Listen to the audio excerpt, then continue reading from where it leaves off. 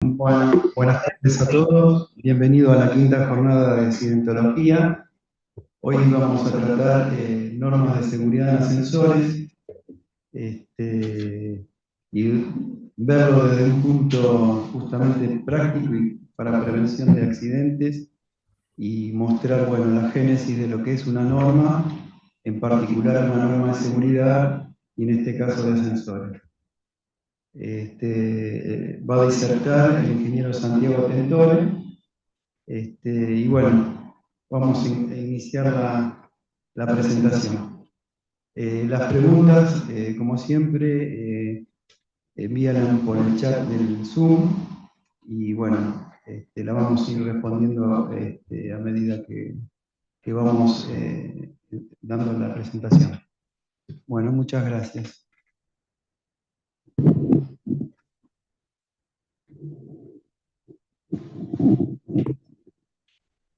Bueno, las normas que vamos a ver, o que en particular están implicadas en el uso del ascensor, son y las que justamente son más cercanas a nosotros, porque son IRA, es la 36811, la 36815, que trata de normas de cerraduras de puertas manuales, y la 368110, que es una norma o mejor dicho, una guía para la certificación de tableros de maniobra. Están basadas en las normas europeas, estas normas IRA, y las normas europeas actuales son la N8120 y la N8150, que tratan este tema.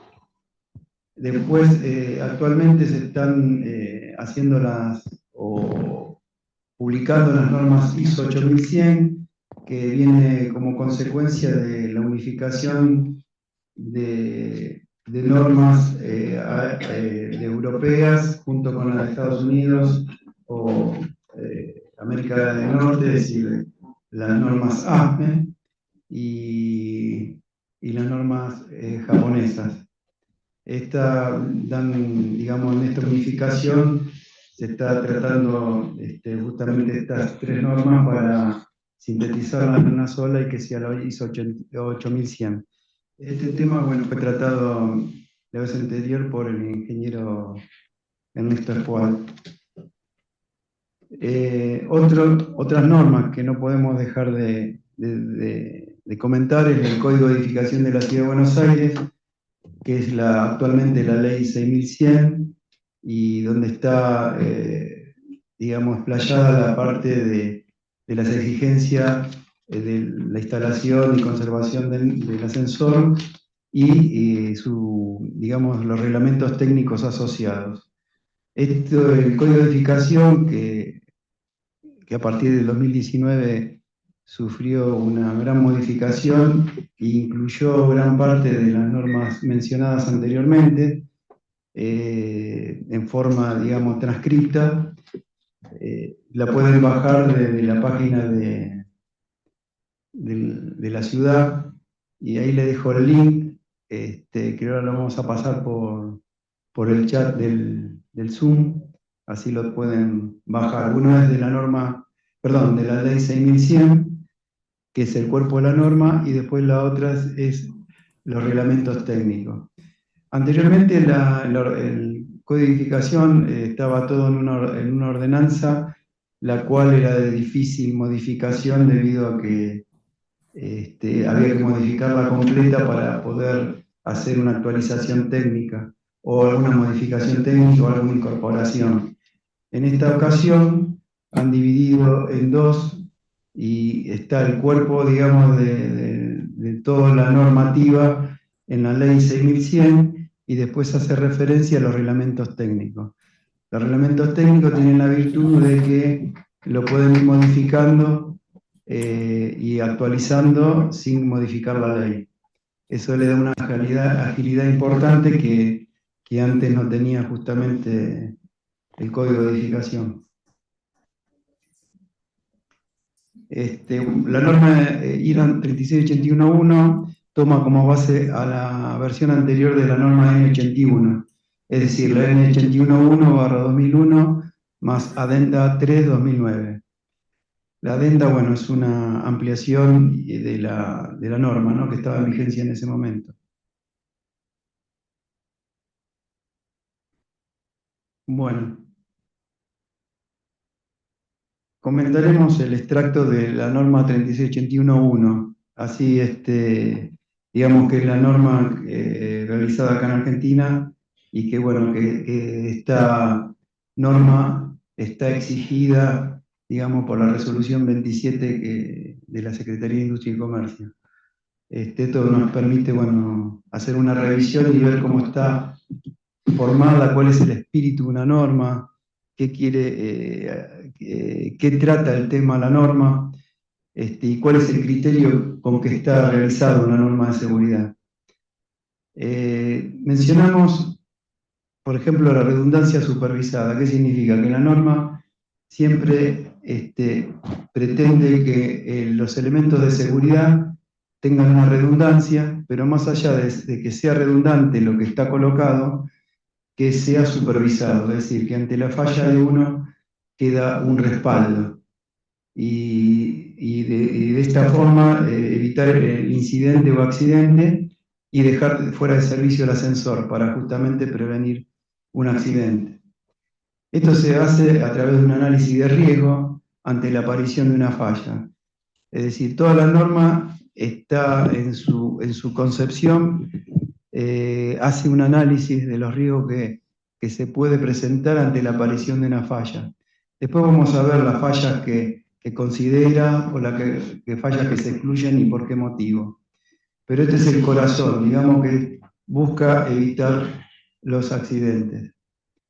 Y el análisis se hace sobre un ascensor que cumple su totalidad la norma. Es decir, ¿por qué digo esto? Porque si uno aplica un análisis de riesgo con los criterios de la norma, esta norma descarta, por ejemplo, que el ascensor se estrelle en el extremo a velocidad nominal. ¿Por qué? Porque el paragolpe se supone que está bajo norma y que va a producir una desaceleración tal que no va a tener inconveniente en los pasajeros. Pero bueno, hoy sabemos que, ya lo hemos visto en las jornadas anteriores, que muchas veces los paragolpes no son los adecuados. Entonces, cuando llega al extremo, produce una desaceleración tal que si hay una persona mayor por ahí la puede fracturar. O bueno, y de esos ejemplos se pueden dar muchos. Entonces, uno dice, bueno, no necesitaríamos que colocar un antefinal que reduzca o que sense la velocidad que esté reducida. Si es el caso, por ejemplo, de que se puede en el extremo chocar a velocidad nominal. Pero como en la mayoría de los casos eh, no se produce esto, es decir, o la instalación no está de acuerdo a la norma y los paragolpes menos, sería recomendable colocar, por ejemplo, antefinales que aseguren que la velocidad de impacto por lo menos sea la de baja velocidad. En el caso de ascensores, 2 velocidades o frecuencia variable. Bueno, esto es a modo de ejemplo, ¿no?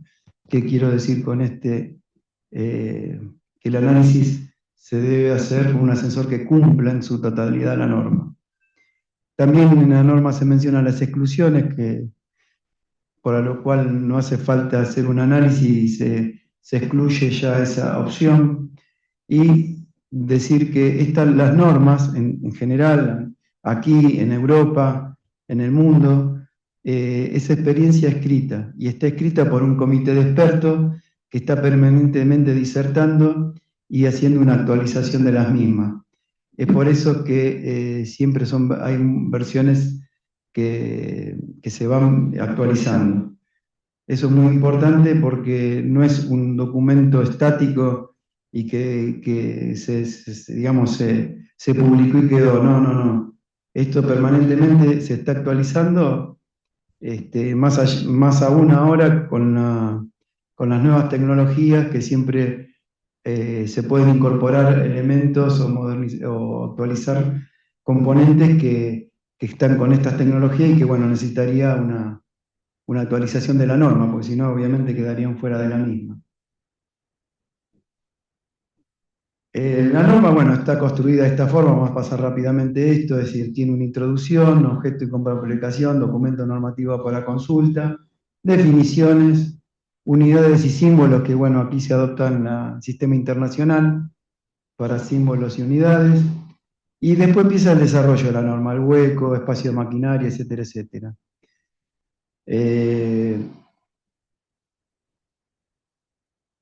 Bueno, vamos a empezar por la introducción. Vamos a tratar de ser rápido y vamos a saltearnos mucho, más allá de que también están salteados los puntos, porque si no sería estar leyendo la norma y sería muy plomizo. Es más, las normas son duras y uno trata de, en esta parte traté de hacer la introducción formalmente, pero vamos a tratar de tratarla de un punto de vista más amena, porque las normas son realmente pesadas para leer, pesadas para interpretar, y es muy bueno, bueno, por lo menos que en esta ocasión hagamos un repaso general para que sepan que exista y cómo recurrir a la norma y ver que ya hay algo escrito y que ya está, digamos, el tema tratado, o por lo menos está ya evaluado y evaluado por un comité de expertos. Bueno, lo dejo acá en compañía de Santiago para que, Tentori, para que empecemos a, vamos a estar los dos acá disertando, pero para, bueno, empezar con el, por ejemplo, el objeto de la norma, que es definir los requisitos de seguridad relativos a los ascensores de pasajeros para resguardar a las personas en objeto de diferentes riesgos o accidentes asociados a su funcionamiento, mantenimiento y operación de emergencia. Y después, esto, bueno, surge como todo de haber, la norma también de haber incidentes, y con esos incidentes se busca la forma de que no se vuelva a repetir. Entonces, en esa lectura de los incidentes se van actualizando también las normas y se van agregando elementos para que justamente no se repitan. Después está la naturaleza de los accidentes consideradas en la norma, que es el corte, aplastamiento, caída, choque, aprisionamiento, fuego, electrocución, fallas en los materiales debido a daño mecánico, desgaste o corrosión. Eso es muy importante, es decir, los elementos de seguridad cuando sufren estos daños no tienen que perder la condición de tal, ¿no? Las personas a proteger, bueno, los usuarios, personas de mantenimiento y inspección, y las personas que se encuentran fuera y dentro del espacio de maquinaria y el hueco. Los objetos dentro de la máquina, los objetos a proteger son los objetos dentro de la cabina, los componentes de la instalación ascensor y el edificio en el que está instalado el ascensor.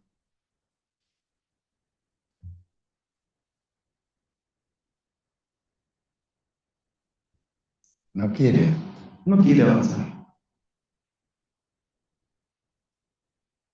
Ahí está.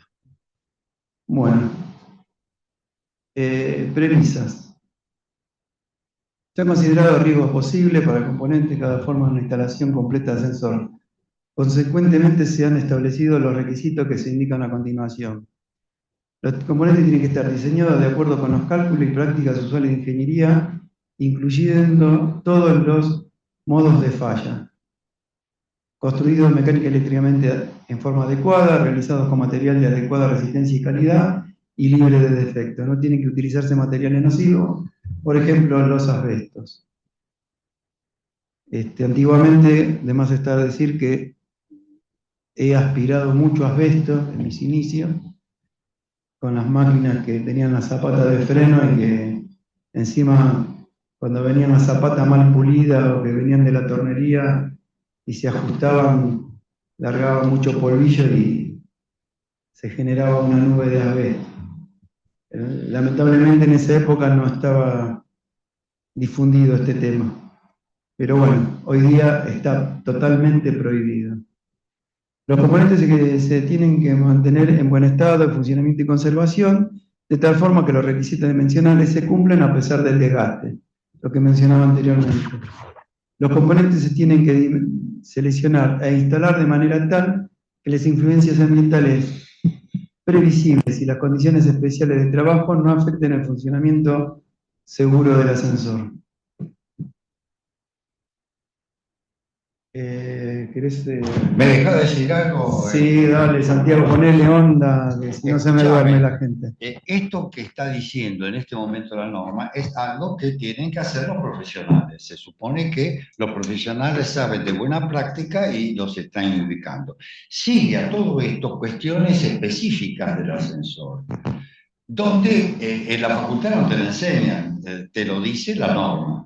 Por ejemplo, nos va a decir de que todo esto sirve en la medida de que hay, por ejemplo, el rescate de una persona que está encerrada es siempre una maniobra nerviosa. Entonces, es nerviosa, la gente se puede poner mal, debe haber muchísimos incidentes que ocurren por este tipo de cuestiones. Digamos, no son incidentes, accidentes fatales, pero incidentes que digamos que preocupan. A todos nos preocupan. Cuando llueve en la ciudad de Buenos Aires o en Olivo, donde estoy yo, en la zona norte, y siempre me preocupa. ¿Qué pasa? Soltalo. No, acá no vemos atrás. Tengo que repetir todo. No, se escuchó, se escuchó. Cuando llueve, de golpe uno dice, hay pasadizos donde entra agua, sala de máquina, y uno dice, es un lío, puede quedar la gente encerrada, está lloviendo, digamos, tiene que estar todo bien preparado para que eso se pueda resolver. Y la norma habla sobre la organización del edificio. La norma habla también sobre como se dice, los riesgos posibles y da requisitos de seguridad para que esos riesgos se salven. Todo esto, ¿qué significa en la premisa? Que se supone que hacemos las cosas bien, pero después hay cosas específicas del ascensor que la norma lo indica porque en la facultad nos dan criterio profesional, pero no nos dicen cómo hacer un ascensor. Supongamos que alguien sale de la facultad y le decimos que haga un ascensor, seguro que no es seguro. Así que la norma es, como decía Rafael, es experiencia hecha por expertos. Y seguramente, si no se cumple con las normas, uno dice, ¿qué pocos accidentes que hay? No creo que sean pocos los accidentes. Serán pocos los accidentes fatales, pero no deben ser pocos los incidentes que nos traen problemas a todo el mundo. En algún momento hablaremos de los montaautos, en algún momento hablaremos de cuestiones que están relacionadas con latigazos. Latigazos, les llaman latigazo al hecho de que de golpe un paracaídas instantáneo aplicado en un ascensor que tiene una velocidad que está por encima de los 38 metros por minuto o 0,63, claro, el paracaídas para de golpe, el paracaídas lo para de golpe porque es instantáneo y muchas veces actúa de una manera imprevista. De esa manera imprevista tiene que actuar un contacto de seguridad que esté en la timonera, porque el limitador no acusó nada, y si está en la timonera, manda para la máquina y el ascensor a lo sumo se sube 5 centímetros, y entonces no se produce el latigazo.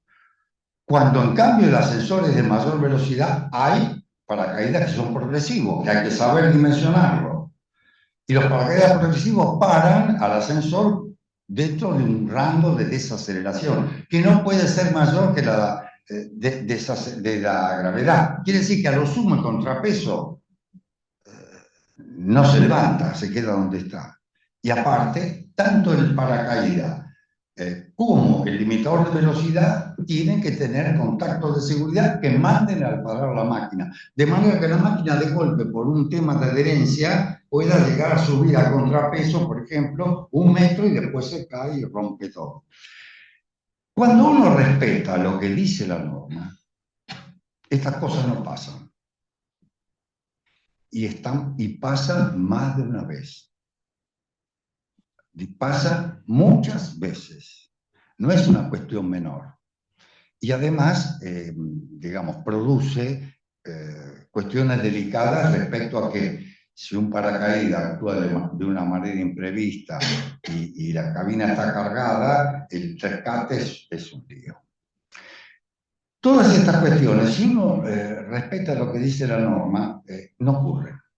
Y hay varias cosas que pueden hacerse de acuerdo a lo que dice la norma. Por ejemplo, ¿cómo pedimos un vidrio de seguridad? ¿Qué pruebas tiene que tener? Está dicho en la norma. ¿Cómo se hace digamos, el control del movimiento de la cabina una vez que está parada a nivel del piso y con la puerta exterior desenclavada y la puerta de cabina abierta? ¿Cómo se puede impedir un movimiento? Porque, ojo, que desde que se utilizan los variadores de tensión y frecuencia, es el motor el que para el ascensor, no es el freno. Después entra el freno y se supone que si está bien, una sola zapata es capaz de desacelerarlo y mantenerlo parado. Pero ¿cómo sabemos que el freno está bien? ¿Cómo sabemos? Entonces, existe la posibilidad de que haya un problema de deslizamiento en las máquinas de tracción que tienen una unión mecánica con la polea de tracción. Por ejemplo, el Sinfín y Corona, si esa unión mecánica falla, el ascensor, una vez que llega al piso, puede irse para arriba o para abajo. Esto pasó muchísimo porque en Estados Unidos los ascensores eran todos multivoltajes. Y en ese momento también el motor era el que paraba el ascensor. Y ellos tuvieron muchos problemas, tanto que hace como 50 años que eso está en las normas americanas. Acá hace menos. Y realmente eso es una cuestión que deberíamos criticar muy duramente, porque en este caso el Comité de Normas Europeas han ignorado algo que pasó muchas veces y que acá se empezó a implementar desde el momento que se utilizó los variadores de tensión y frecuencia. El equipo, el variador de control del motor para el ascensor. Ahora, ¿qué pasa con los ascensores de antes? ¿Por qué no pasaba tanto eso? Porque ¿qué pasa? Un ascensor de una velocidad o dos velocidades, si no frena, sigue de largo, pero no habilita a que se abran los circuitos de seguridad. Entonces era menos frecuente. En cambio ahora la cuestión es delicada y ascensores que no tengan ese dispositivo corren un riesgo cuando están alimentados por... Ahora, ¿cómo dice la norma que hay que implementar esos medios de protección? Tiene en cuenta, entre otras cosas, que hay que censar el efecto frenante del freno. Y es medio complicado eso. El esfuerzo frenante no lo vas a medir nunca. Podés medir la posición de las zapatas, pero la posición de las zapatas es 1 milímetro. Y eso tiene que ser un contacto eléctrico de seguridad. Digamos que hay que ponerlo. Y esa es una protección que tiene que ser redundante, porque las dos, el freno es de doble ejemplar, es redundante. Una sola zapata tiene que poder frenar y mantener parado un ascensor. Entonces, digamos, ¿cómo se puede hacer? Hay zonas que son grises. De todas maneras, no hacerlo es un tema, sobre todo cuando hay dispositivos de esa naturaleza. Ojo, estoy criticando un poco la norma, pero estamos diciendo cuestiones que están relacionadas con lo que es la seguridad y que a veces alguien que no está en el tema, que sale de una facultad, de golpe no se puede imaginar todas las contingencias que pueden ocurrir. Escúchame, me parece que me estoy yendo a la mierda. Sí. No. Justo me están preguntando.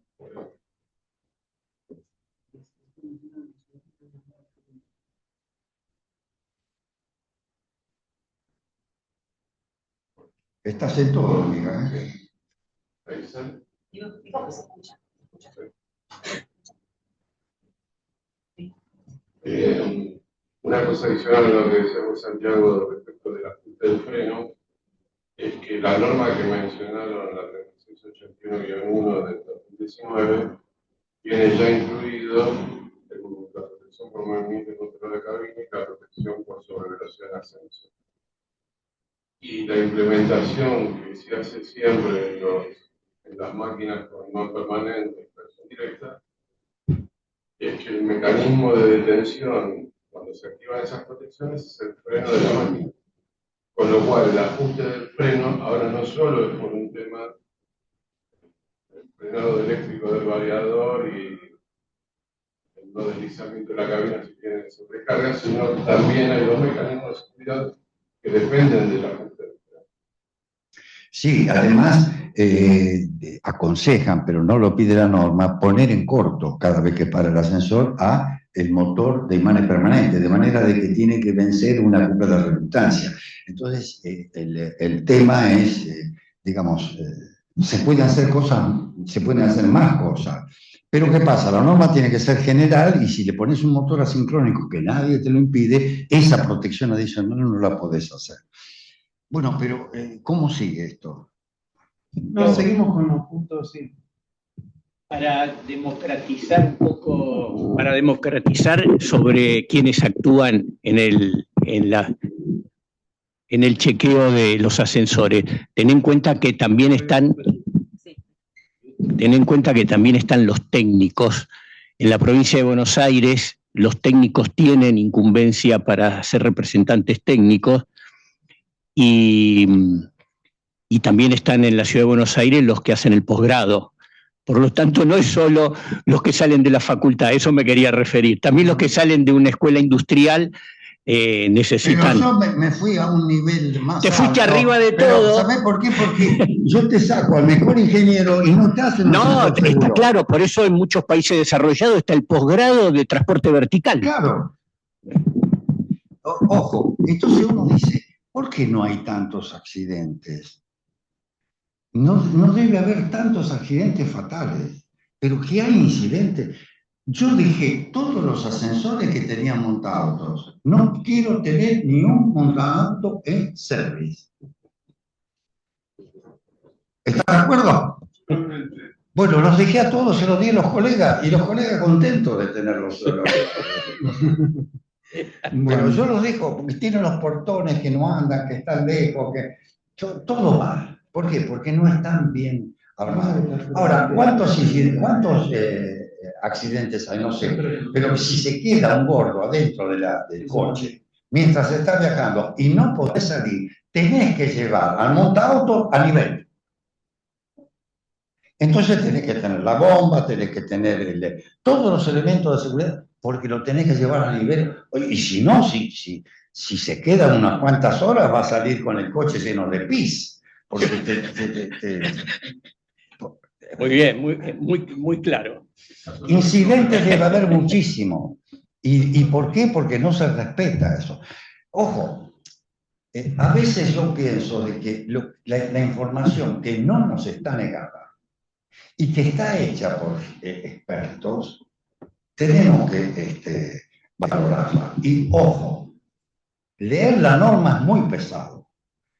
Con vos, Rafael, estuvimos en Irán estudiando mucho este tema. Y cuando éramos varios, intercambiábamos y veíamos los criterios que se podían, tratábamos de entenderlo.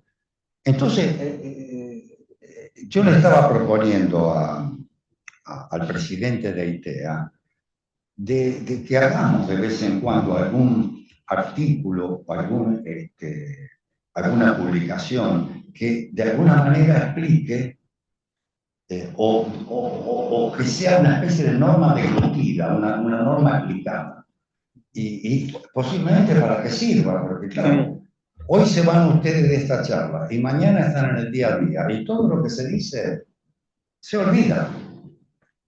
En realidad, si uno pudiera armar algunos fascículos y que los puedan ir juntando, puede ser que sea más... Santiago, perdón, lo que se puede hacer con autorización correspondiente, a cada párrafo de la norma IRAM que merezca una aclaración, vos le haces una nota al pie y haces la ampliación. Al siguiente párrafo que merezca una aclaración, una nota al pie, y eso puede ser una norma IRAN ampliada, comentada, y que la pueda editar ITEA. Ingeniero, usted fue fundador de ITEA, ¿por qué no colabora más? Necesitamos gente, voluntarios se reclutan. Bueno, escúchame, Santiago, acá hay unas preguntas. Una pregunta es si esta normativa aplica solamente en los ascensores nuevos o también en los existentes. Y bueno, y en el caso de encontrar ascensores que no cumplan, ¿cómo actuar? Bueno, más amplia la pregunta.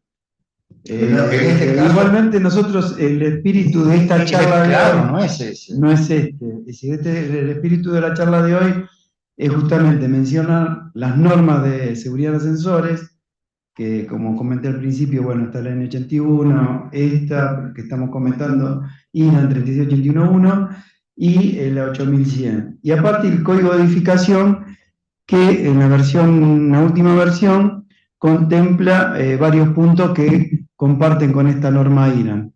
Tienen tramos completos de texto igual. Pero bueno, también tiene en cuenta el código de edificación el código de edificación anterior, que era más práctico, y bueno, entonces digamos que son varias las normas que se pueden aplicar, depende del lugar, se exige una norma. Por ejemplo, acá en la Ciudad de Buenos Aires sí o sí es el código de edificación, aunque como en la charla anterior, en la jornada anterior, se dio que la resolución 27, que es nacional, teóricamente esta norma que estamos comentando es de exigencia.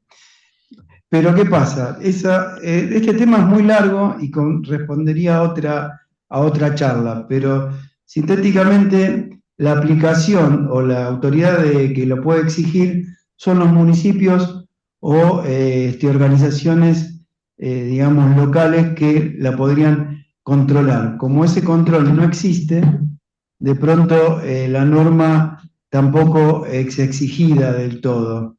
Sería ideal que con una ley de seguridad en ascensores nacional o provincial, o avanzar por ese lado, para que realmente se exijan las normas.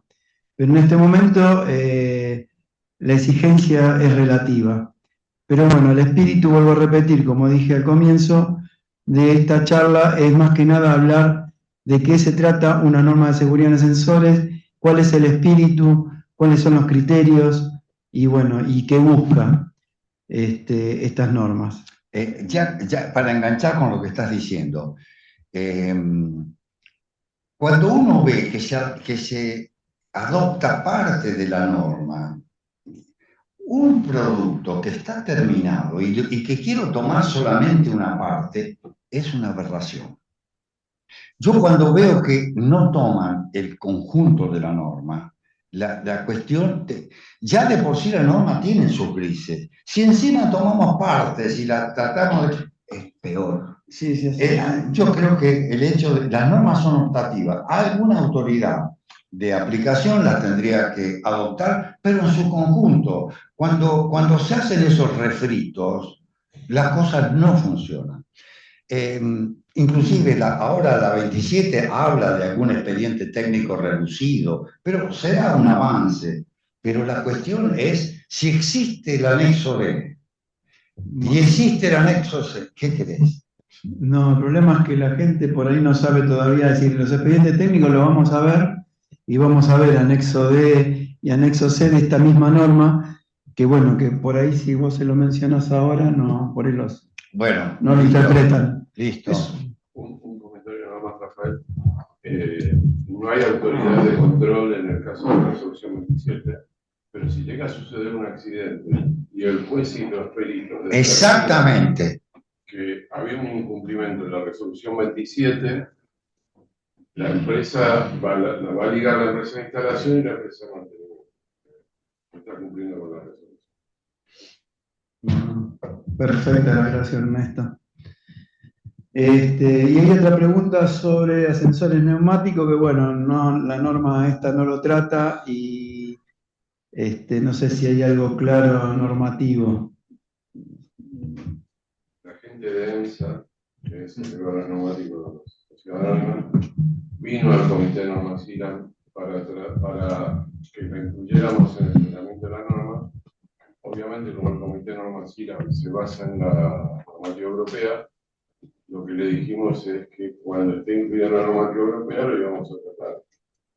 El ascensor neumático tiene una excepción para instalarse en algunos países de Europa y en Estados Unidos, básicamente en la zona de Miami, pero como excepción a la norma. No hay ninguna norma que pueda habilitar al ascensor neumático. Tiene mecanismos de seguridad, pero no hay ninguna norma escrita. Lo que le recomendamos fue que participaran del comité de IRAM como para volcar su experiencia técnica y tratar de, por lo menos, hacer una pequeña norma para que se puedan habilitar, pero no participaron más. Bueno, gracias. Bueno, vamos a tratar de pasar digamos, la norma, la construcción de la norma en forma rápida, pero bueno, hay puntos que ustedes ven acá, que por ejemplo el 0310, que dice, con excepción de los ítems listados a continuación, un componente mecánico construido de acuerdo a buena práctica y a los requisitos de la norma no se tiene que deteriorar a un punto tal que pueda crear una situación peligrosa sin posibilidad de detección. En la norma se ha considerado la falla siguiente: la rotura de la suspensión, el deslizamiento incontrolable en la polea tractora, la rotura y aflojamiento de toda unión de los siguientes elementos auxiliares: cables, cadenas y correas. Falla de uno de los componentes mecánicos del freno electromecánico que toma parte del accionar del freno sobre el tambor o disco. Esto ya lo mencionó en un ejemplo Santiago y dijo que justamente la norma exige tener doble ejemplar y cada ejemplar tiene que estar supervisado. Y cuando falla uno, en este caso un elemento de frenado, tendría que dejar de funcionar el ascensor. Después, falla de un componente asociado con los componentes de tracciones principales y la polea tractora. Estos elementos están dentro de las considerando de la norma, es decir, consideran todas estas posibles potenciales fallas. Y después algo que querías mencionar vos, Santiago, sobre la organización del edificio en el cual está instalado el ascensor. Bueno, yo hice...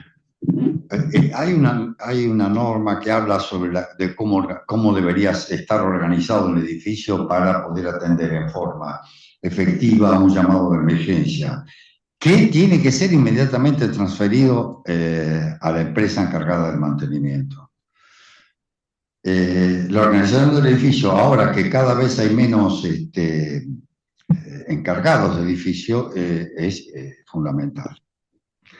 Yo hice mi experiencia, hace 10 años empecé a hacer una experiencia para vivirla en carne propia. Entonces hacía reuniones cuando se hacían reuniones de consorcio y yo pedía que me invitaran. En general tenía buena recepción, la gente me recibía, estaba contenta, poníamos carteles, todo eso, pero en los edificios hay propietarios, los propietarios se mudan, hay inquilinos, y todo eso no es armar la organización aquí y ahora, eso más o menos es relativamente sencillo. El asunto es mantenerlo en el tiempo. La gente se va, se olvida de que tiene una responsabilidad y no sé cómo se hace en Europa, pero inclusive yo en particular no es que atienda ascensores de alta gama, ni mucho menos. Y las cuestiones, digamos, a mí se me simplifican bastante. Pero la organización del edificio es importante porque no se llega en 15 minutos a un edificio que tenga una persona encerrada. No se llega.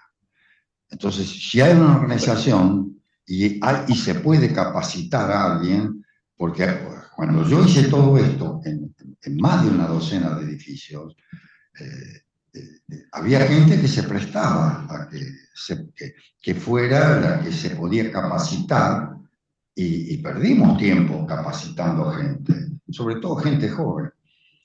Pero no funcionó. Yo no sabría cómo hacer para que una organización de un edificio sea efectiva, como pide la norma, y al mismo tiempo sea duradera en el tiempo. Cuando yo volví al mismo lugar no estaba la misma gente y es un tema. Esto es una cuestión que a mí me preocupa mucho.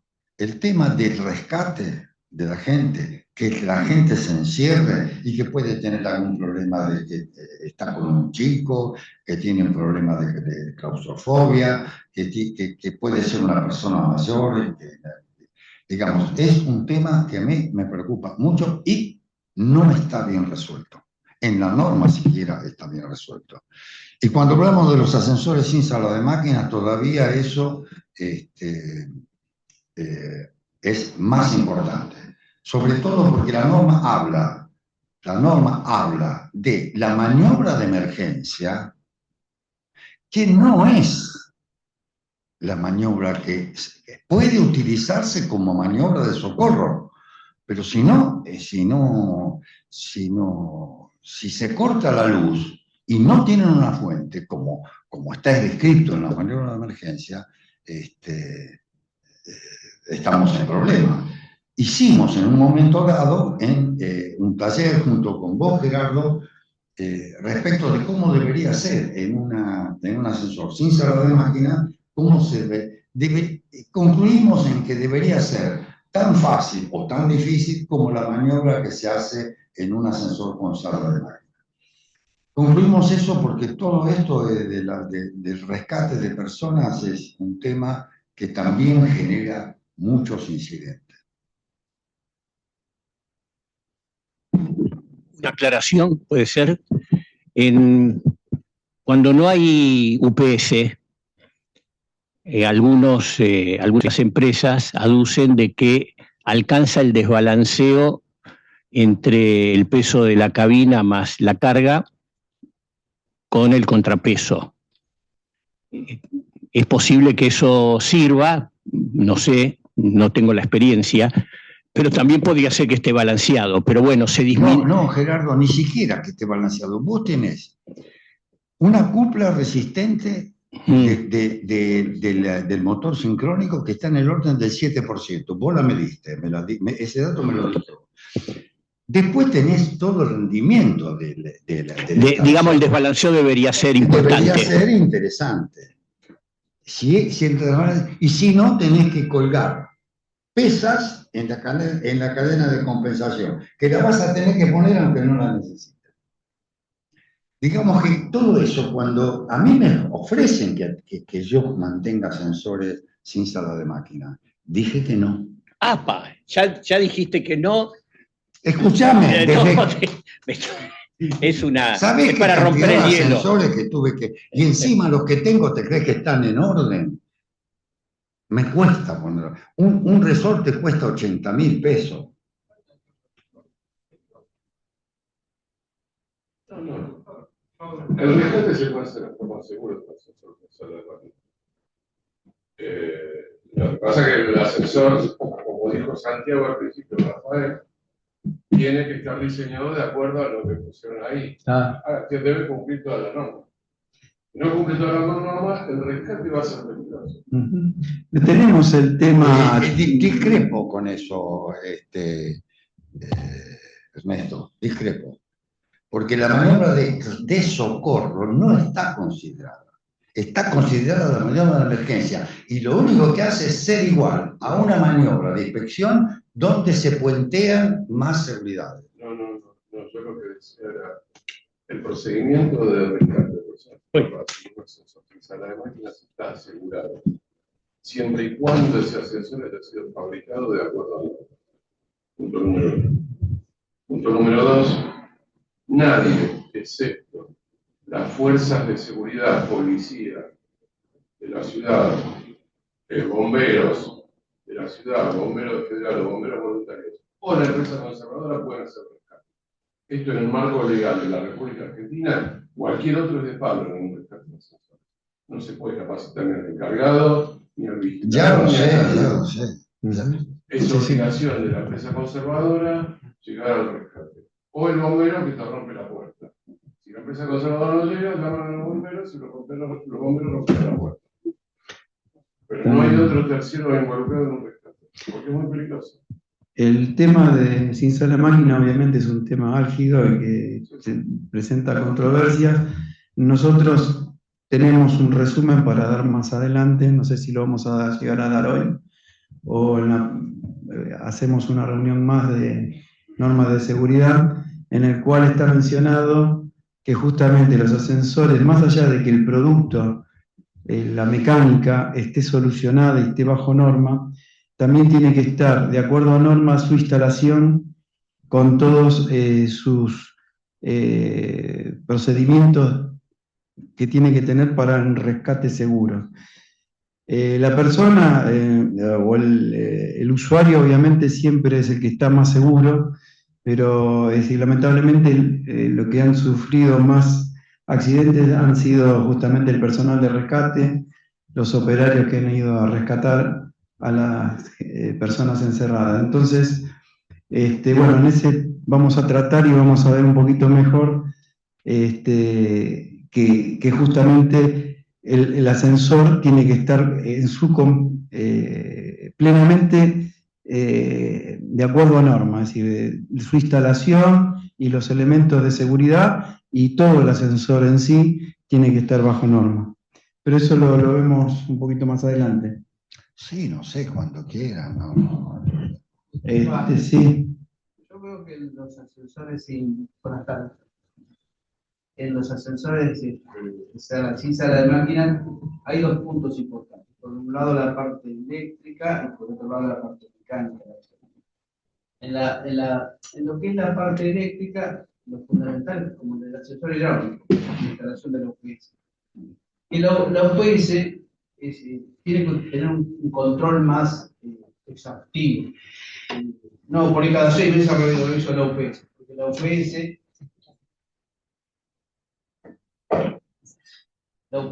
es muy importante para el sistema de rescate.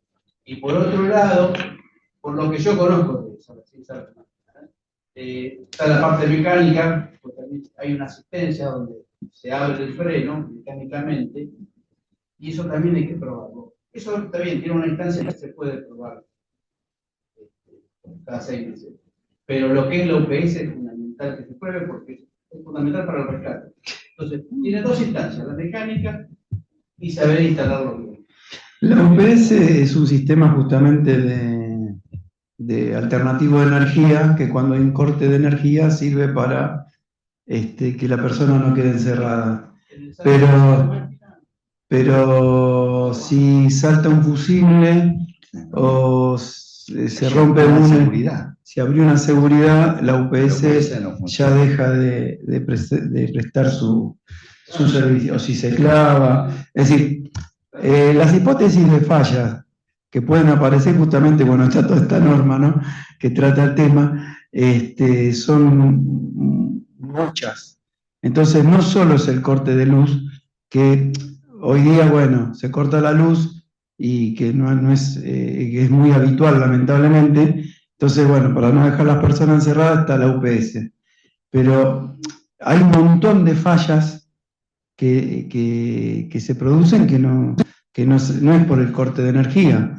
Entonces, esa aparición de fallas tiene que tener una solución segura en el rescate.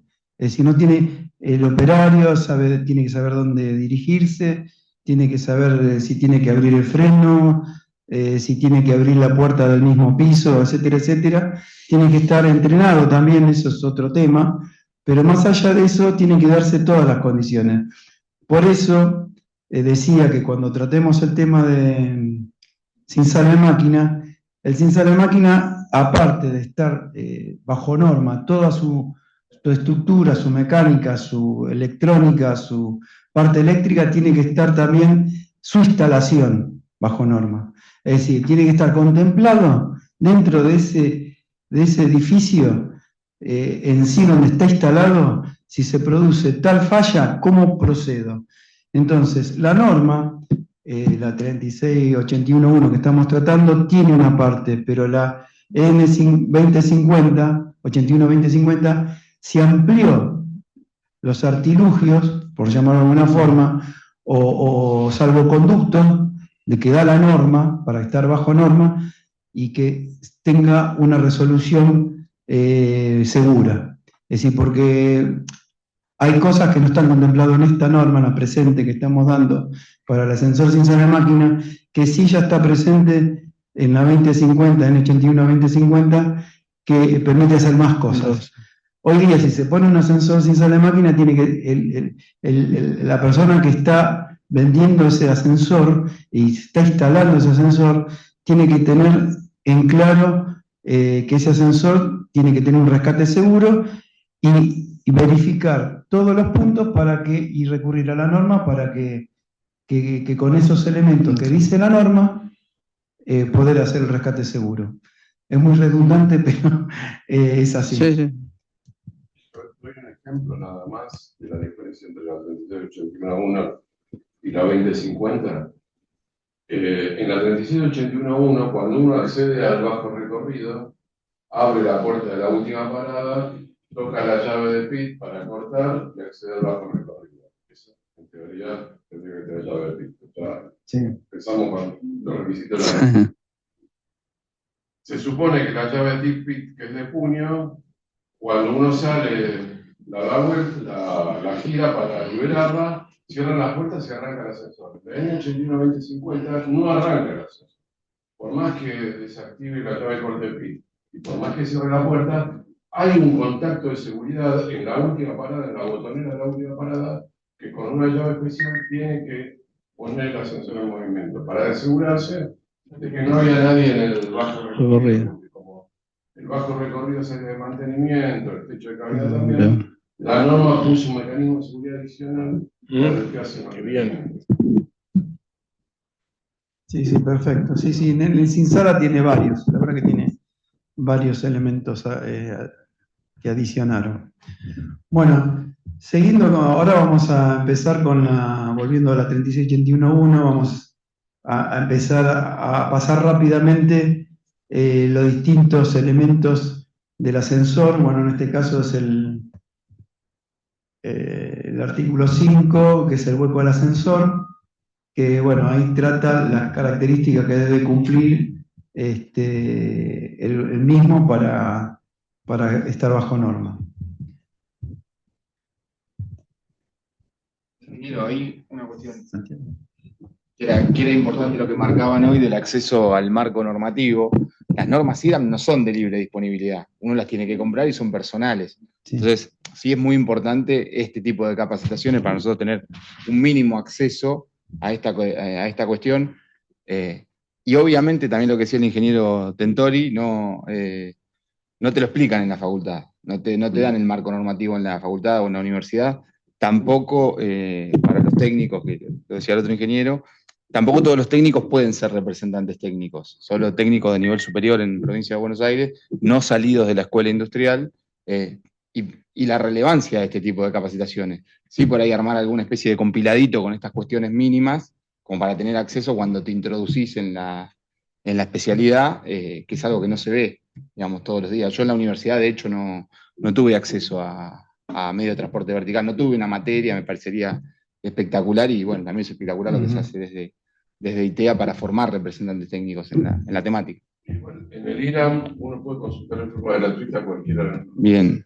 Tan accesible. No se las puede llevar, no se las puede... Tiene que ir al instituto. Pero hay que ir a la biblioteca. Pero un representante técnico de Ushuaia tiene difícil. Sí, se hace difícil, más vale. Sí, lamentablemente no está disponible libremente, pero bueno, como decía Ernesto, IRAM, obviamente si se hace presente uno en la biblioteca de IRAM le permiten y tiene libre acceso para hacer las consultas. Bueno, continuando un poco con los elementos, el hueco del ascensor en este caso tiene ciertos requisitos. Vamos a tratar de pasarlo rápido para que no se haga tedioso. La idea es que se menciona acá para que ustedes sepan que se puede ir a consultar y pueden dirigirse y saben que está escrito. Entonces, vamos a mencionar algo, es decir, lo más relevante para que tampoco seamos muy extensos. Acá dice, cuando el hueco del ascensor no tiene que participar de la protección del edificio contra la propagación de incendios, no se requiere que el hueco sea totalmente cerrado. Siempre que las alturas de los cerramientos en los lugares normalmente accesibles por las personas deben ser suficientes para prevenir que tales personas sean dañadas por las partes móviles del ascensor, interfieran con el funcionamiento seguro del ascensor, accediendo al equipamiento del ascensor dentro del hueco, ya sea directamente o a través de objetos manipulados. Se asume que la altura es suficiente si está de acuerdo a la figura 1 y 2, bueno, esto significa un cerramiento que está por arriba de los 2,50 m, y bueno, hay otras características que debe tener el cerramiento del ascensor para que justamente no se pueda acceder y pueda producir un accidente desde afuera, ¿no? Hay casos que igualmente Eduardo mostraba un cerramiento que teóricamente estaba de acuerdo a norma, pero se podía acceder en un ascensor antiguo con escalera caracol y de alguna forma alguien accedió porque se le había caído la gorrita, no sé dónde, se la tiraron y bueno, produjo un accidente, ¿no? Porque estaba el contrapeso pasando por ahí.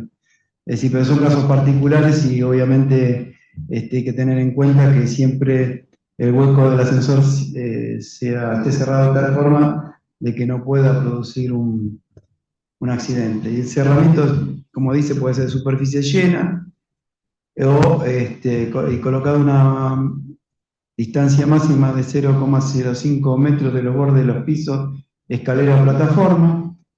Se hayan tomado todas las previsiones para evitar interferencia de otros equipamientos con la operación del ascensor. Es decir, bueno, acá hago una acotación, que no sé si quiere decir esto exactamente, pero en lo que no haya tampoco instalaciones ajenas dentro del hueco, es decir, muchas veces pasan en los caños de gas, de agua, porque bueno, justamente es un lugar atractivo para comunicar a todo el edificio, o si no, por ahí con menos daño podría ser instalaciones de cable o de internet. Pero de todas formas no está completamente prohibido que haya elementos ajenos a la instalación del ascensor. La instalación de los ascensores con cerramiento parcial solo se debe realizar luego de un análisis detallado de la ubicación y del ambiente que va a funcionar. Esto, bueno, un poco también comentando el incidente anterior, ¿no? Que justamente aparentemente estaba todo bien cerrado, pero se podía acceder a través de una escalera de un ascensor antiguo y la escalera caracol. Y bueno, produjo un accidente por una persona que quiso acceder en forma para agarrar una gorrita o algo por el estilo. Como decía la norma al principio de todo, la norma tiene que estar preparada para el uso normal del usuario o el uso desprevenido o bueno, anormal o en este caso. Entonces, que fueron a buscar algo como estaba a mano, lo fueron a buscar.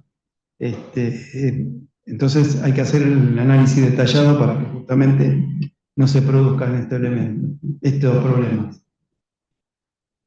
Bueno, también hay diagramas de cómo tendría que estar ubicado el ascensor, las distancias normativas, las distancias entre cabina y por ejemplo, en el umbral de piso, la distancia entre las puertas, que no puede ser más de 12 centímetros. Bueno, hay un montón de distancias que son muy importantes y que hay que prestarle mucha atención. Cuando hablemos de puertas lo vamos a ver eso. Debe contar con alarma de emergencia si existe la posibilidad de riesgo de que personas que estén trabajando en el hueco queden encerradas y no existe medio de escape. En los lugares donde dicho riesgo esté presente se debe instalar dispositivos de intercomunicación o de accionamiento del alarma de emergencia. Fíjese que esto es algo que tiene que resolver la persona que hace el proyecto. Es decir, muchas veces la norma transfiere la responsabilidad de ciertos aspectos de seguridad a el profesional que hace el proyecto. En general, los proyectos, bueno, si se hacen de acuerdo a lo que dice el anexo C en cuanto a lo que hay que presentar, todo esto está contemplado. Y bueno, la norma sabe transferirnos también algo de responsabilidad. Bueno, sí, cuando tratemos el anexo C vamos a explayarnos bien de qué Te spoileo los anexos. Sí. No, pero está bien, porque la norma es, hay que leerla, releerla, recontraleerla, discutirla. Entonces, uno ya después ya sabe dónde están ubicados las inquietudes donde uno quiere observarlas y por eso, bueno, el anexo C justamente es el expediente técnico que tendría que presentarse también, si uno respeta también la resolución. Cálculos, hay que ver cómo se calculan las guías, qué tipo de guía, si está de acuerdo con el paracaídas, que de acción progresiva, en fin, hay cálculos de cable de acero, si las poleas, las poleas equivalentes están trabajando en fricción directa o inversa, en fin, tantas cosas que si uno lo hace en el expediente técnico y en base a eso pone el ascensor va a andar bien siempre. Acá justamente hay una persona, Sergio Arballo, que pregunta qué tipo de ensayos se deben realizar los ascensores nuevos para ser entregado y liberado al uso. Justamente lo que estás hablando vos. Ese es el expediente. Después, con el expediente, uno tiene que hacer los ensayos de puesta en marcha por primera vez, que están detallados. Y en la 2050 hasta te dan un checklist. Correcto. Así que eso lo vamos a ver más adelante.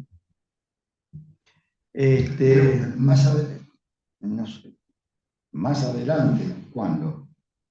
Lo que lleguemos hoy y avanzamos en la próxima reunión.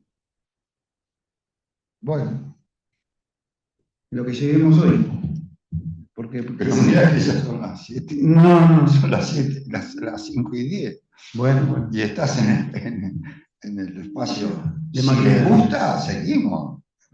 Un montón de clases más. No, pero en realidad si nosotros terminamos esto, puede ser que queden algunos puntos pendientes y en la próxima tratar de montar vehículos. Sí, el monta vehículos. Ascensores sin sala de máquina y lo que queda pendiente de esto, que justamente va a ser el expediente técnico, porque es uno de los últimos, así que... Bueno, acá define el espacio de maquinario, las exigencias o lo que debe cumplir el espacio de maquinario y poleas. La norma dice maquinaria, pero Santiago dice maquinaria. Sí, yo me contagió Santiago, yo dije maquinaria. Espacios de maquinarias. De maquinaria y poleas. La maquinaria y polea deben situarse en espacios adecuados, accesibles, que se puedan trabajar y que no produzcan justamente accidentes. Después vamos a ver las poleas, qué requisitos para que haya resguardo y no estén protegidas para que no tengan, no produzcan accidentes. Justamente las poleas deben estar convenientemente protegidas. El acceso debe ser desde la vía pública hasta cualquier puerta o puerta trampa, de que el acceso de la maquinaria y polea debe estar iluminado, apropiadamente por varios dispositivos eléctricos permanentes, ser fácil y utilizable con seguridad en cualquier circunstancia y sin necesidad de pasar por un local privado, tener una altura mínima de 2 metros y un ancho mínimo de 0,7 metros. Y acá hay un esquema donde pueden estar ubicadas los espacios de maquinaria y dar distintas opciones, y que no necesariamente tiene que estar justamente la sala de máquina y la sala de poleas arriba, sino puede estar distribuido. Y bueno, esto está totalmente explicado en la norma, ¿no? Rafael, Sí. hay un tema que vos mencionaste y que vale la pena recordar, más que nada a todos los proyectistas, a todos los arquitectos, que es, vos dijiste que tiene que haber el acceso desde la calle hasta esos espacios de maquinaria que estaban recién en el slide. Uno de los accesos importantes para los ascensores sin sala de máquinas es la última parada superior, porque ahí en general está el panel de operación y emergencias. Y en general, en Buenos Aires, por lo menos ahora lo están observando en la MUNI, Es un palier privado. es palier privado Claro. y no tiene acceso. Eso está recontra prohibido, pero sin embargo los proyectos siguen haciéndose con palier privado. El último departamento. Pues, si van a poner ascensor sin sala de máquina, el palier tiene que ser accesible desde la calle. Y eso se ve. El otro lado, disculpa, ¿no? Sí. Charlábamos ahí en la asociación, también todo lo que es la instalación de fuerza motriz, ¿no? Es decir, comúnmente lo que es mecánica de lo que es eléctrica se separa. Sala de máquina, acá no tenés sala de máquina, tenés que acceder a un contactor potencial que lo tenés en el hueco. Muchas variantes. Por ahí no te quiero robar tiempo porque sé que se va a charlar después de vos, pero como que Sí, le vamos a dar, vamos a dar un marco, y en ese marco vamos a expandirlo, así vienen bien todas las experiencias y las inquietudes, ¿no? Porque quizás es bastante extenso y... Sí, no te quiero. No, está bien. Bueno, zona de trabajo en cabina o en el techo de la cabina. Debe ser posible realizar trabajo, mantenimiento, abandonar la zona de trabajo con seguridad. La zona de trabajo también en el pozo. Cuando en la cabina esté en una disposición de acuerdo con el... Bueno, Quizás esto está un poco descolgado. sí. El asunto sería así. Uno puede hacer trabajo desde el techo de la cabina y prever un espacio de máquina. Por ejemplo, si sobre el techo de la cabina solamente accedemos a la máquina, ese es un espacio de maquinario. Porque el tablero puede estar en otro lado y ahí también tiene que haber un espacio de maquinario que cumpla con los requisitos. Ahora, cuando habla de que tengo acceso desde el techo de la cabina a un espacio de maquinario, entonces tengo que prever que en ese espacio de maquinario puedo acceder, puedo estar seguro y puedo alcanzar los elementos que están en ese espacio. También dice, y eso nos los traslada a nosotros, que si es necesario hacer algún trabajo que desde el techo de la cabina implique algún riesgo y es necesario hacer que la cabina quede empotrada, digamos, o fijada a las guías, en ese caso hay que pensar que puede haber una contingencia que haga que la cabina tenga que estar enclavada a las guías y que en ese caso haya contactos de seguridad que impidan cualquier movimiento del maquinario. En general, todas las que vi tienen previsto colocar que la cabina puede estar anclada a las guías. Eso es importante porque ahí se pueden considerar contingencias y el cambio del cable de acero, el cambio digamos, hay cuestiones que hay que preverlas y la norma no. tira el concepto y nosotros en el proyecto tenemos que evaluarlo. Bueno, estamos bueno, zona de trabajo cabina o el techo de cabina, como mencionábamos. Después está maquinaria fuera del hueco, los requisitos generales, el espacio de maquinaria fuera del hueco y no ubicados en una sala de máquinas separada, debe construirse para soportar cargas y fuerzas a las que se ha sido previsto. Gabinete de la maquinaria, es decir, debe estar en un gabinete y ahí en la norma seguramente está explayada. Sí. No, dale. No, que la norma, bueno, nosotros acá estamos mencionando los títulos y los títulos de los puntos para que justamente sepan que en la norma está extendido el tema y que está digamos, los requisitos que deben cumplir. No vamos a empezar con las medidas mínimas u otras cosas que por ahí no tiene sentido. Sí. Dispositivos para maniobra de emergencia y ensayos. Bueno, deben proveerse los dispositivos necesarios para la maniobra de emergencia y ensayo, paneles adecuados para realizar desde el exterior del hueco toda la maniobra de emergencia y cualquier ensayo dinámico necesario en el ascensor. Esto está hablando del Yo tengo que acceder desde fuera del pasadizo a poder hacer la maniobra de emergencia y las pruebas dinámicas. Ese panel puede estar dentro del mismo tablero de control, estar en un espacio de maquinario que puede ser, digamos, que hay que prever, y ese panel tiene que ser accesible desde fuera del pasadizo para ensayos dinámicos y maniobra de emergencia. Y ahí es donde la maniobra de emergencia está detallada, ¿no? San Mario se monta en general al lado de la puerta, la última parada.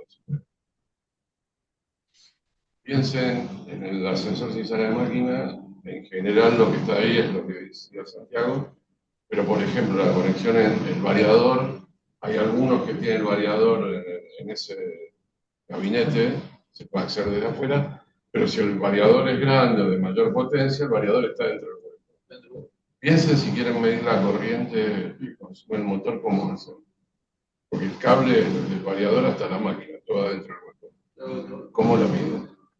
Tienen que tener pinzas amperométricas Bluetooth. Sí, imposible. Con el instrumento en el pasillo. Porque adentro no pueden estar. Se están haciendo pruebas. Sí, obviamente tuve una dificultad que, bueno, se van salvando, es decir, los variadores estos, cuando se colocan dentro del hueco, se coloca digamos, el display de remoto.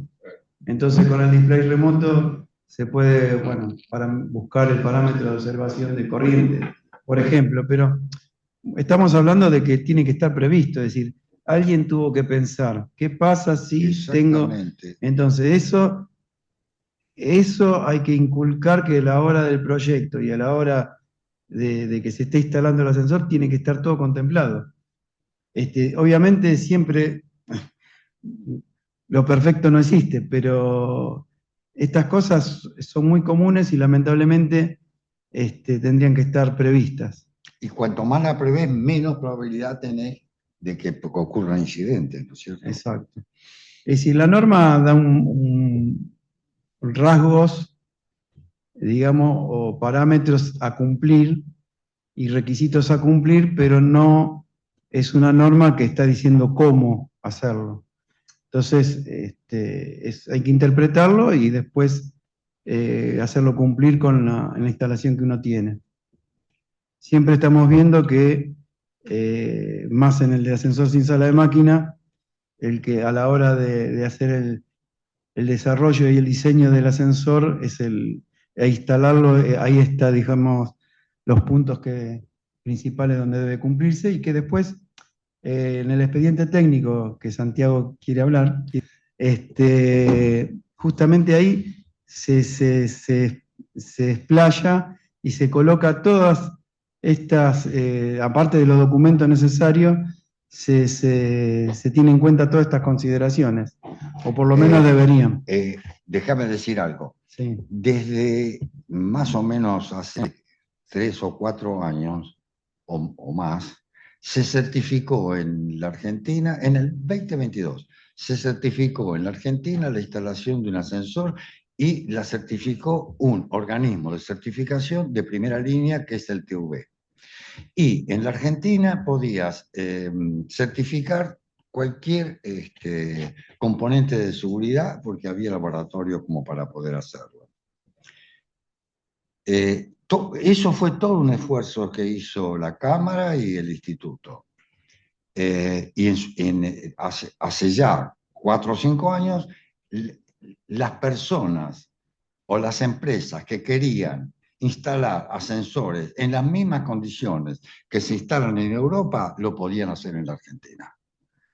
Lamentablemente, el problema es el día a día.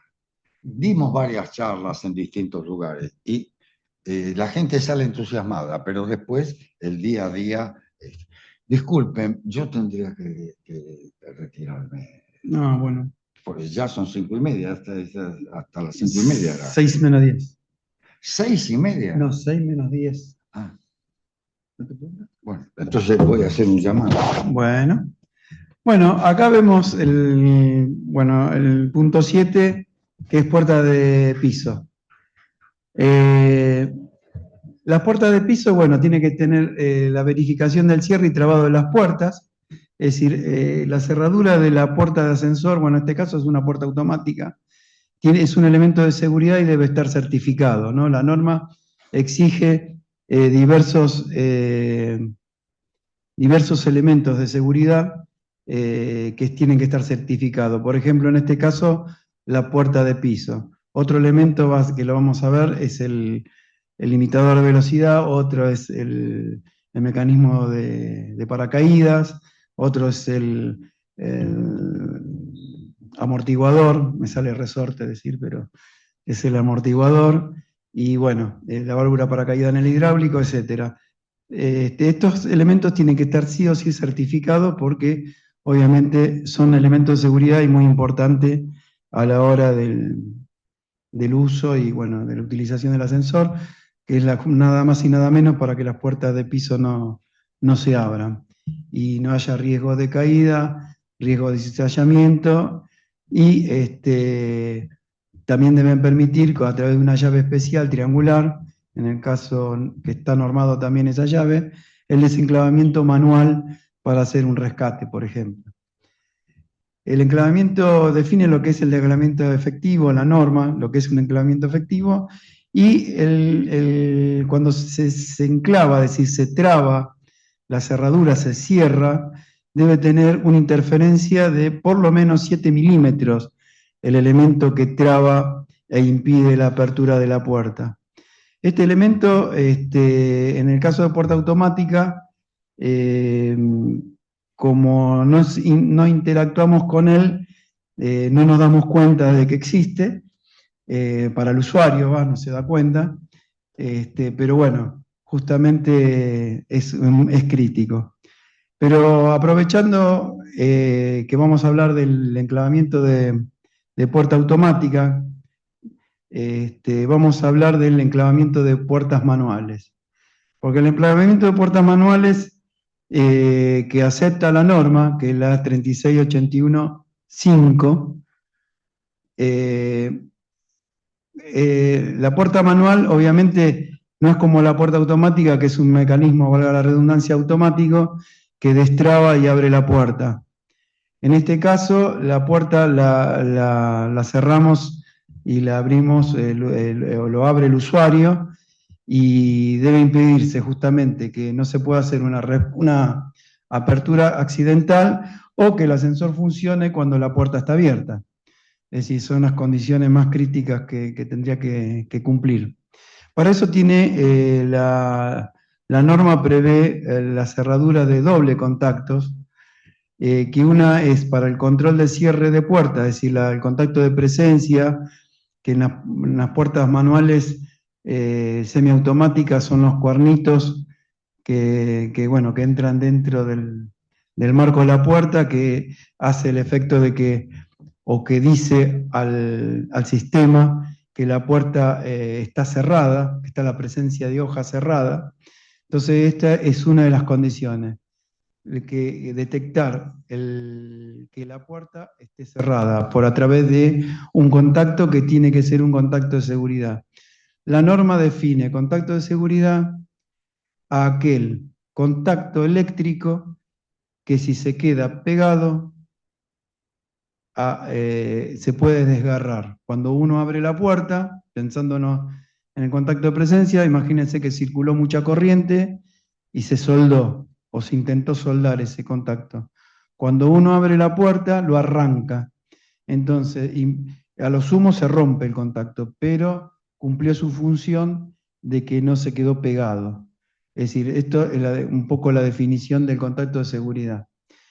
Y el otro contacto es el control del enclavamiento efectivo, es decir, el control de que está realmente trabada la puerta. ¿Qué significa que esté trabada? Que el gancho esté presente, o el elemento que nosotros decimos gancho, o el perno, o lo que sea, el elemento que justamente interfiere esos 7 milímetros que veíamos antes mecánicamente, para impedir la apertura, y cuando el gancho o el perno ya superó esos 7 milímetros, es decir, tiene esa interferencia mayor a 7 milímetros, un contacto asociado a este mecanismo tiene que indicar al sistema que se produjo el enclavamiento efectivo de la cerradura, es decir, está trabada mecánicamente. Entonces, en esas condiciones, la norma permite que este tipo de cerraduras, digamos, puedan cumplir y puedan, digamos, certificarse. Entonces, vuelvo a repetir, la cerradura tiene que, el segundo contacto no es que tiene que detectar que tiró el patín o que se produjo otro movimiento, no, que esté trabado, que esté el gancho metido. Es decir, si el gancho no está metido, o la traba no está metido, o el perno no está metido, en el caso, por ejemplo, de una semiautomática, la cerradura nunca va a dar al control el mensaje de que que el ascensor pueda funcionar. Después tiene, bueno, habla de algunas, digamos, verificaciones que se puede hacer y que, qué sé yo, con un movimiento simple o una maniobra simple, llama la norma, se puede hacer alguna maniobra que intentemos hacer funcionar el ascensor. Y con esa maniobra simple no puede funcionar el ascensor. A ver, por ejemplo, agarro el destornillador y puenteo los cuernitos o un cable y puenteo los cuernitos de la puerta. El ascensor va a detectar presencia de puerta cerrada, quiere tirar, pero cuando tira sale el perno, en el caso de una semiautomática, sale el perno, pero ese perno no trabó a nadie. Entonces, como se da cuenta que no está trabando a la puerta, no arranca el ascensor. Y esto tendría que pasar con cualquiera, es decir, si yo con el puenteo o acciono el contacto de presencia, no debería, si no está la puerta cerrada o el gancho metido, mejor dicho, y trabado, no tendría que funcionar el ascensor. Con eso dice el ascensor, la norma, en uno de sus puntos dice que por una maniobra simple, con una sola maniobra simple, no se puede hacer funcionar el ascensor. Bueno, un comentario era nomás. Después, dentro de la norma está el ensayo. El ensayo pide 1 millón de ciclos a tensión nominal y el doble de la corriente declarada. La corriente declarada, o mejor dicho, si no se declara la corriente, se toma 220 volt para corriente alterna y 180 volt de corriente continua, 2 amperes.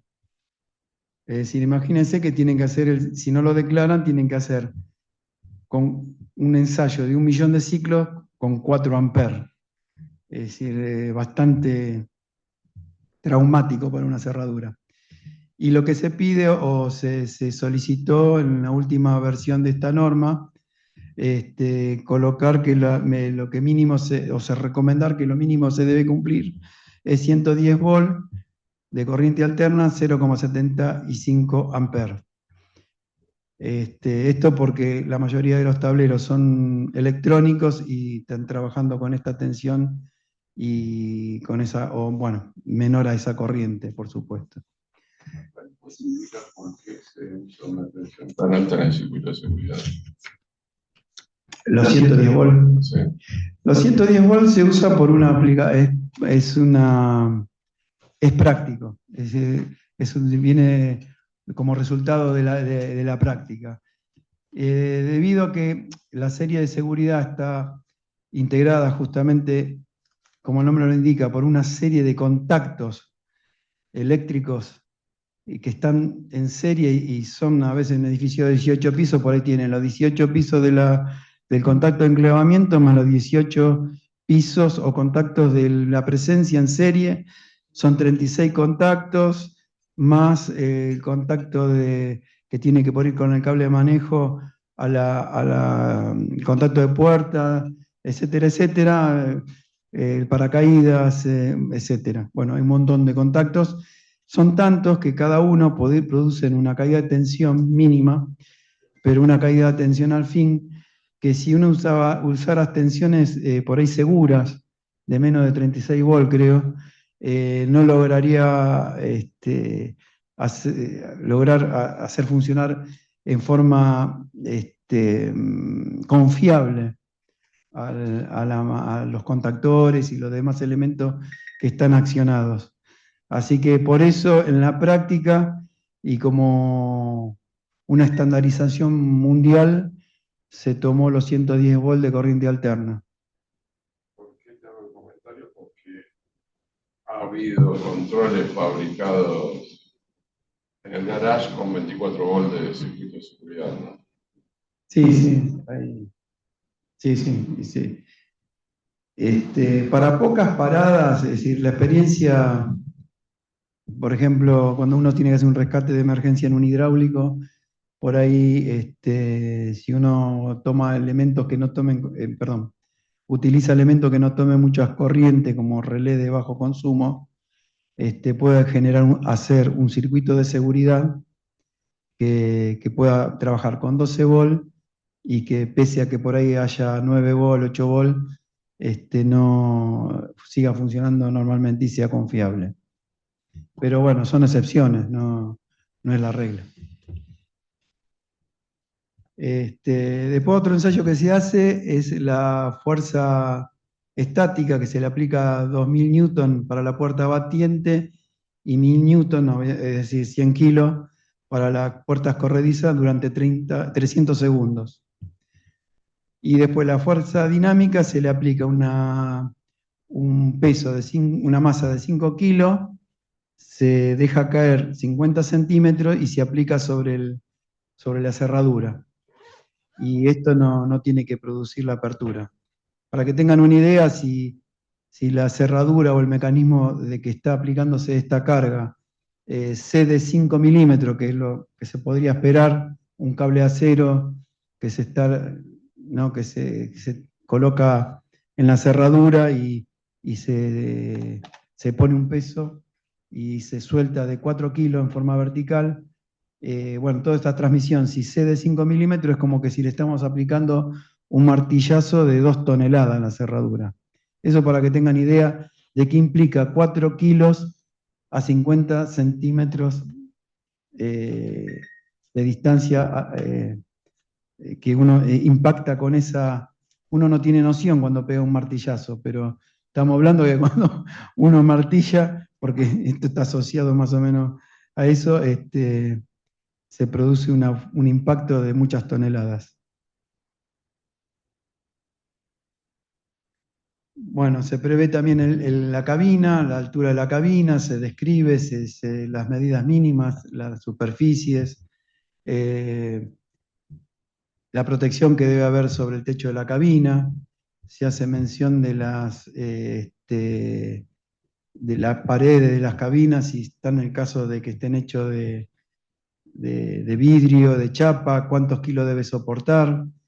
Los guardapiés, la medida que deben tener, guardapiés de 75 centímetros, que como mínimo, es decir, no debe ser inferior a esa medida.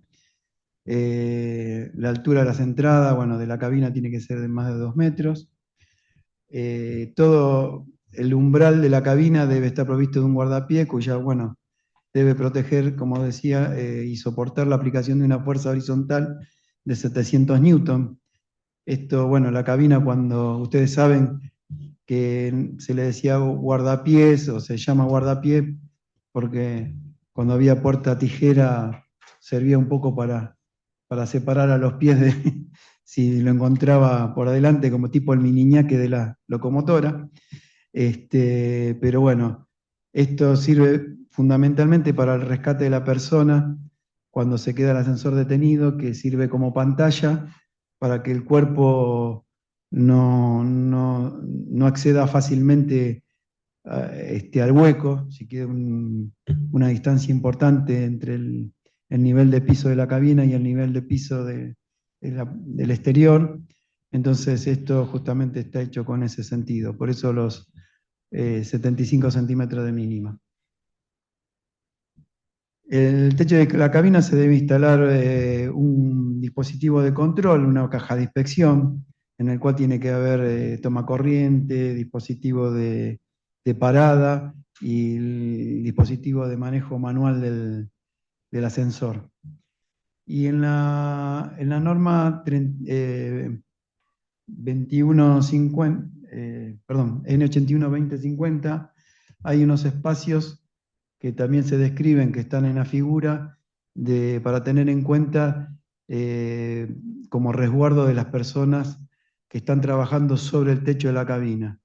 Una que es cuando están agachados, otros están protección de que uno está parado. Es decir, pero están previstas estas protecciones para que justamente el operario trabaje en forma segura, y obviamente todo esto tiene que estar el operario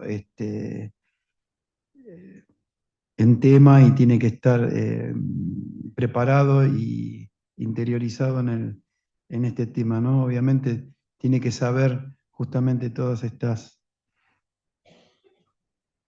digamos, posibilidades que tiene para estar sobre el techo de la cabina, sí. Una consulta con respecto a la cabina. Mm. El pasamanos, que es obligatorio.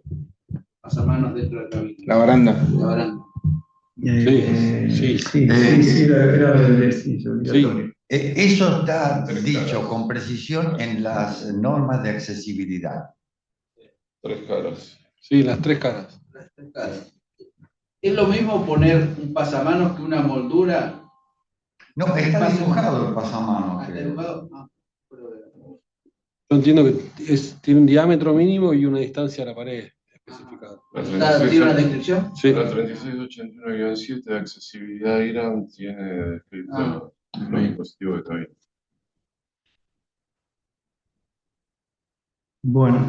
Bueno, suspensión, compensación y protección por sobrevelocidad. Un poco hablamos de esto. Acá quería hacer hincapié en que vamos a tratar un tema que justamente Eduardo lo trató en la primera jornada, de que se generó un accidente por justamente la mala utilización de poleas de desvío y la proximidad entre ellas.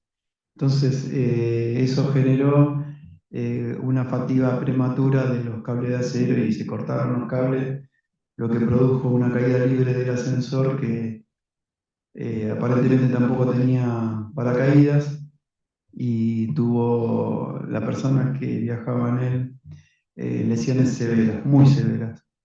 Y como era muy joven, quedó vivo. Pero realmente está en silla de ruedas en este momento. ¿Querés verlo vos esto, Santiago? Bueno, simplemente decir que en general uno bastaba con que dijera que la polea tenía que tener 40 veces el diámetro del cable de tracción y que el factor de seguridad fuera 12. Eso solo es en el caso ideal. el factor de seguridad puede llegar a ser 30, 35 o más. Y sobre todo cuando me quedé sin... Se escucha. Sobre todo cuando hay flexiones inversas.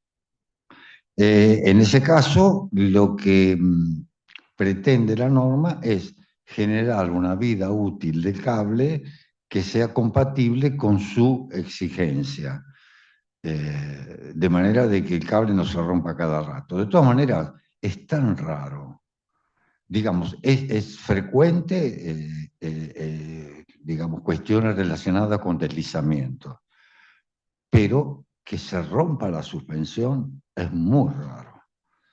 El paracaídas va a tener que siempre existir, pero, digamos, hubo algunas como incompatibilidades. Por ejemplo, un paracaídas normal que se consigue en plaza, que es de tipo progresivo, admite, digamos, tolerancias entre la parte frenante y la guía del orden de 1,5 milímetros o 2. Eso no es compatible con los guiadores y con la elasticidad que puede tener. En cualquier momento sube la cabina, la Coleman y demás, y ese 1,5 milímetros o 2 se va. Quiere decir que puede haber actuaciones imprevistas del paracaídas. Y eso no es bueno cuando el paracaídas es progresivo, porque después de una cantidad de actuaciones hay que cambiar los elementos frenantes. Por otra parte, en ese caso pienso que si se eliminara, no sé por qué se sigue manteniendo el tema de que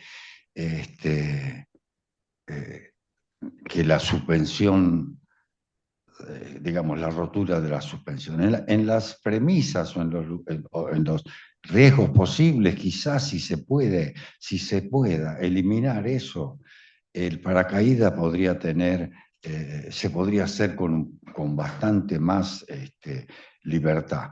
Es más, los paracaídas progresivos, cuando se ensayan en laboratorio con, como se dice, con caída libre, la cantidad de ajustes que hay que hacerle, la cantidad digamos, de ajustes y de pruebas que hay que ver para que supere los ensayos de caída libre, hacen de que ningún mantenimiento lo vaya a cumplir. O la guía está seca, tiene que estar seca, o si no está seca, el aceite que se utiliza tiene que ser un aceite bien definido. Digamos, el ajuste mismo de los guiadores y todo, para que se cumpla con esos estándares, hacen de que si se rompe la suspensión, todo se rompe. A mi gusto. Menos mal que la suspensión no se rompe nunca, o es muy raro que se rompa. Así que bueno, quería decir eso porque para justificar que existe en la norma factores de seguridad que tienen en cuenta, digamos, la solicitación de los cables de acero y que pueden llegar a garantizar que la rotura de la suspensión es tan rara que para mí debería, ojo, estoy hablando, no lo dice la norma esto, pero estoy hablando de, fíjense que en ese gráfico estamos hablando de factores de seguridad que llegan hasta 140. Así que bueno, ahora sí me tengo que ir. Bueno, disculpen, pero tenía un compromiso. Bueno, ahí está la flexión inversa. Claro. La norma la llama dobladura. En la norma decía dobladura. Es lo mismo. Sí. La norma dice... Sí, dobladura. Ahí está la figura para que no... Sí. Está en una traducción. Sí, está perfecto. Sí. Bueno, este es un anexo, bueno, está relacionado con el capítulo 9 de la norma. Gracias. Que es de relación de diámetros. entre poleas y el cable de acero. Como decía Santiago, la relación típica es 30 para polea de reenvío y 40 en el caso de la polea de tracción. Pero ¿qué pasa? Si uno utiliza una polea simple no hay problema, pero cuando uno utiliza una serie de polea de desvíos y la de tracción entre ellas, se produce un deterioro del cable tal que hay que tenerlo en cuenta y para eso se tienen que adoptar números de seguridad o factor mínimo de seguridad importantes. Y acá hay un gráfico que da una idea de acuerdo al número equivalente de poleas que tienen el dispositivo, uno entra y puede ver qué tanto tiene que sobredimensionar o qué tanto tiene que tomar el factor mínimo de seguridad para dimensionar ese cable de acero. Es decir, que el mensaje sería que cuando uno coloca más poleas de desvío y de reenvío, etcétera, le está cortando la vida útil y para estar de acuerdo a la norma y que no tengamos un deterioro prematuro, debería consultar la tabla, digamos, N o el anexo N, mejor dicho, de la 3681.1 en este caso. Después, bueno, está en la protección de los cables de acero por adherencia, la protección de las poleas tractoras y en general se deben tomar disposiciones de acuerdo a la tabla para evitar accidentes corporales y bueno, la salida de los cables de su ranura también si se aflojan y la entrada de cuerpos extraños. Entonces, acá vemos los lugares sensibles donde uno puede acceder y tener dedos atrapados. Hubo un accidente hace muy poco que le costó varios dedos a una persona que estaba trabajando sobre el techo de la cabina y se ve que la polea que estaban sobre la cabina le atrapó la mano y le cortó los dedos. Y bueno, obviamente puede producir heridas muy, muy importantes o a veces la vida. Y abajo los dibujitos están por el aflojamiento.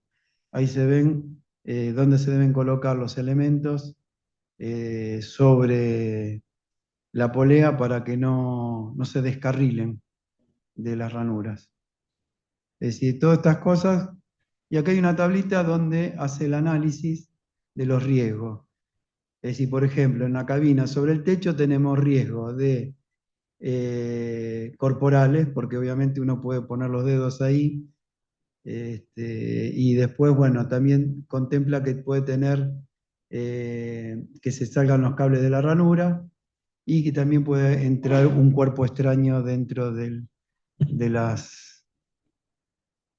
la polea. Entonces, en el caso ese sobre polea sobre techo en cabina, vemos que están los tres. Y ahí están analizadas todas las diferentes poleas. En contrapeso, por ejemplo, no está contemplado el accidente corporal, pero sí los otros dos, y así sucesivamente.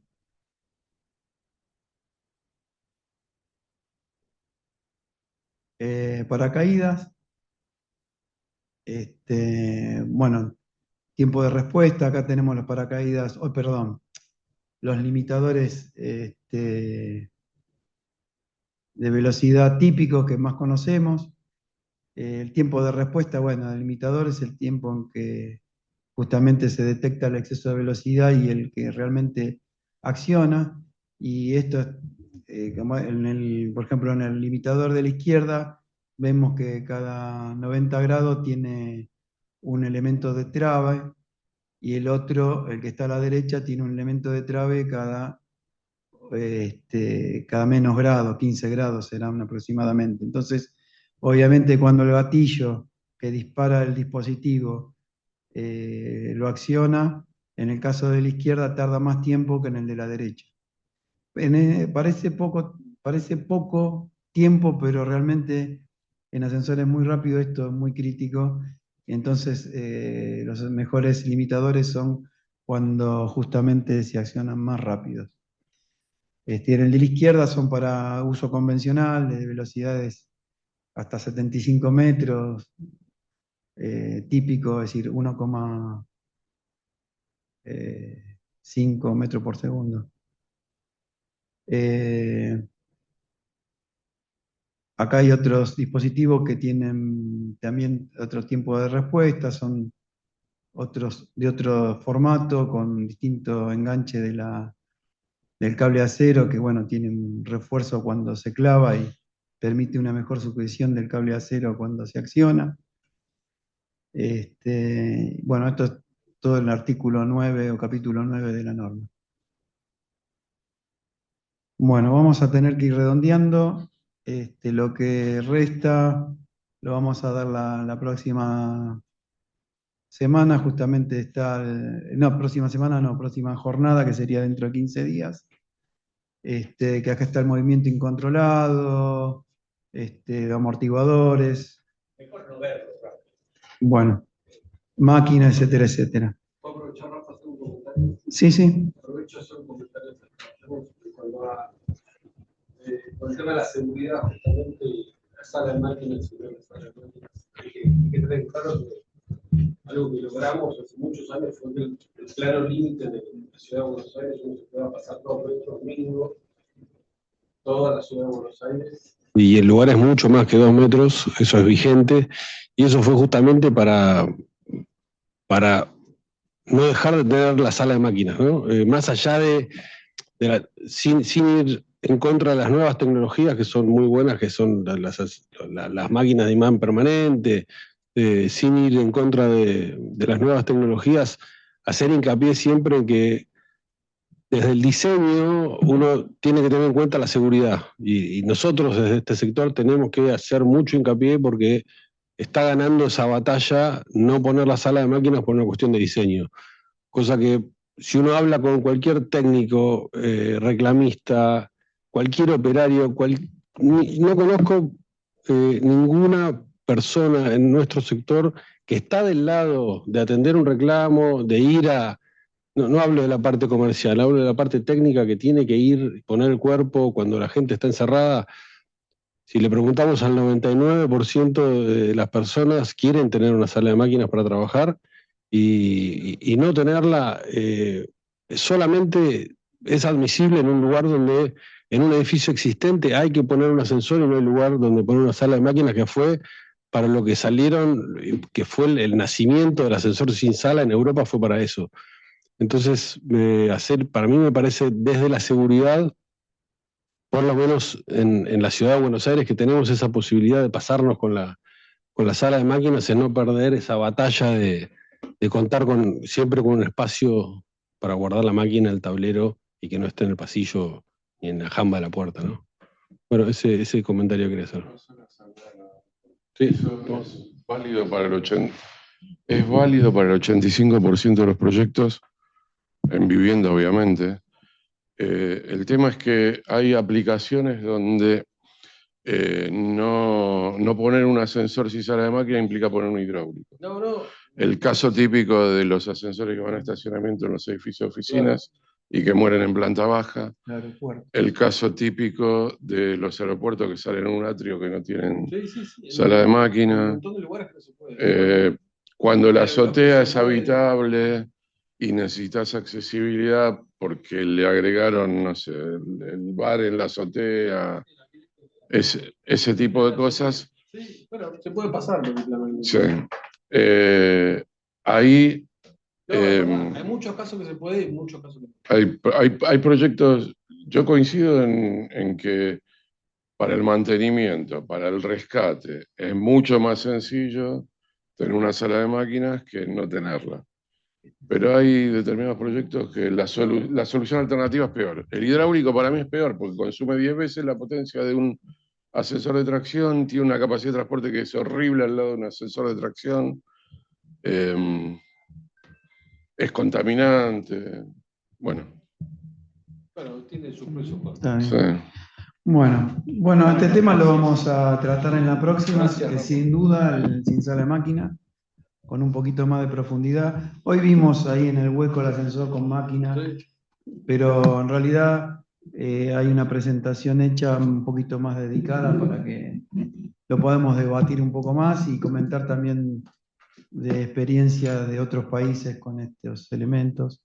Y como decía Ernesto, sí hay lugares donde son necesarios. Sí, y hay una limitación también con los ascensores sin sala que lamentablemente se ven muchos proyectos que ya es un abuso el ascensor sin sala, y es que en los edificios en altura de más de 15, 18, 20 paradas, tiene que tener sala.